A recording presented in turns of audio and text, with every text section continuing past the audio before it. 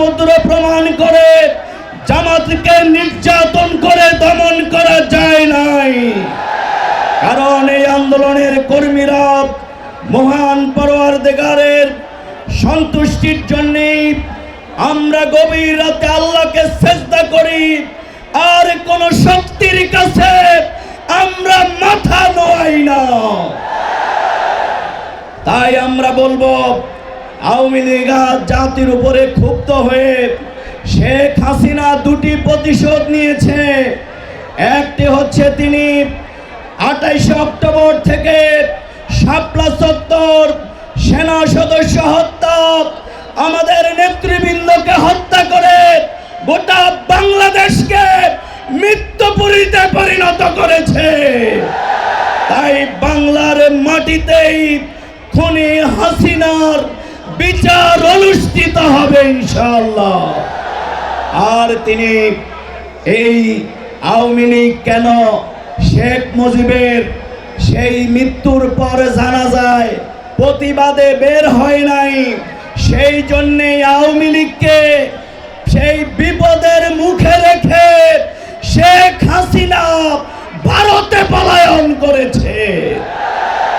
সুতরাং বাংলাদেশ জামাত ইসলামীকে নিষিদ্ধ করা হয়েছিল, কিন্তু ছাত্র জনতা জামাত ইসলামী ইসলামী ছাত্র শিবিরকে বুকে তুলে নিয়েছে, শেখ হাসিনাকে পালিয়ে যেতে বাধ্য করেছে।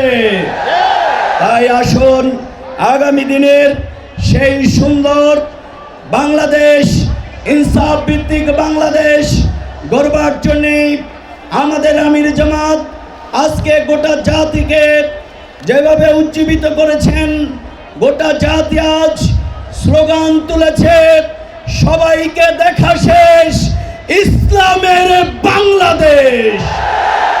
এই স্লোগানে ঐক্যবদ্ধ হয়ে ছাত্র সমাজের স্লোগান উই ওয়ান্ট জাস্টিস, আমাদের মসজিদের ইমামের বক্তব্য ইন্নাল্লাহ ইয়ামুরু বিল আদল।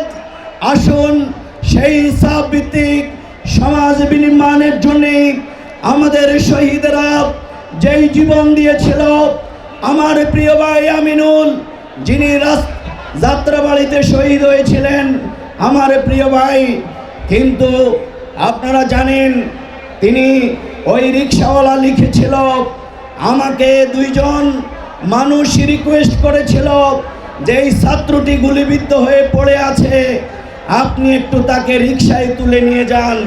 কিন্তু তাকে রিক্সাওয়ালা ওই আমার শহীদের পিতা লিখেছে, আমি রক্তাক্ত ছাত্রকে যখন ঢাকা মেডিকেলে নিয়ে আসলাম, তখন আমি দেখি এই রক্তাক্ত ছাত্রটি আমার সন্তান।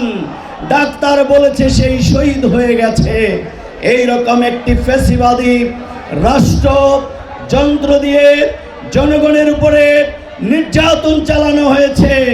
কিন্তু আজ আমরা দেখলাম যেই জালেম শেখ হাসিনা পালিয়ে গেছে, মজলুম আজহারুল ইসলাম এখনো কারাগারে আছে।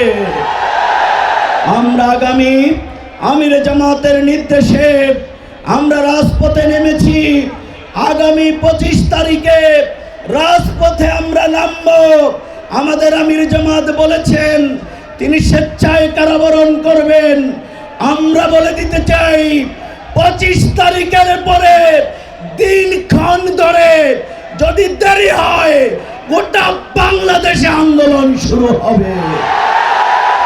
তাই আসুন আগামী দিনের সুন্দর বাংলাদেশ, সুন্দর লক্ষ্মীপুর গড়বার জন্য এখানে আমরা মেডিকেল কলেজ, বিশ্ববিদ্যালয়, রেল লাইনের আওয়াজ উঠেছে, এখানে বিমানবন্দর, এখানে সমুদ্র এলাকায় আগামী দিনের উন্নত স্থাপনা, কল কারখানা বিনির্মাণের মাধ্যমে আন্তর্জাতিক ক্যান্সার হসপিটাল, দ্বীনি প্রতিষ্ঠান বিনির্মাণ করার মাধ্যমে একটি মানবিক, সুন্দর, সমৃদ্ধ বাংলাদেশ গড়ে তুলবার জন্যে 15 বছর আপনারা নির্যাতন চোষ হয়েছেন।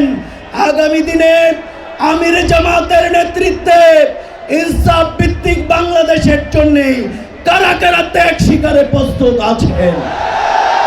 সবাইকে সে আহ্বান জানিয়ে আমাদের আমির জামাতের বক্তব্যকে ধারণ করে আমরা এগিয়ে যাব, সেই প্রত্যাশা ব্যক্ত করে আমরা স্লোগান তুলতে চাই, আবু সাইদ মুক্ত, শেষ হয়নি যুদ্ধ। আমরা রাজপথে ছিলাম, রাজপথে থেকেই কালেমার পতাকা আমরা উড্ডীন করবো ইনশাআল্লাহ। আসসালামু আলাইকুম রহমতুল্লাহ।